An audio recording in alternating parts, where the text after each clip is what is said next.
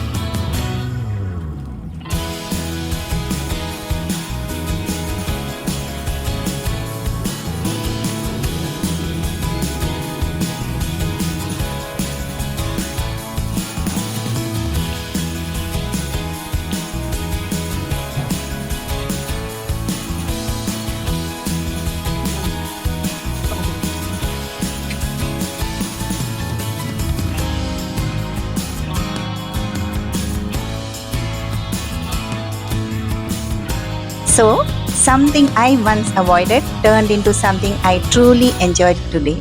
And maybe it might surprise you too. If you like this little surprise, give it a like, share it with someone who says no to this veggie. And do not forget to subscribe for more simple, tasty stories from my kitchen. Until I come with another recipe, take care and happy cooking.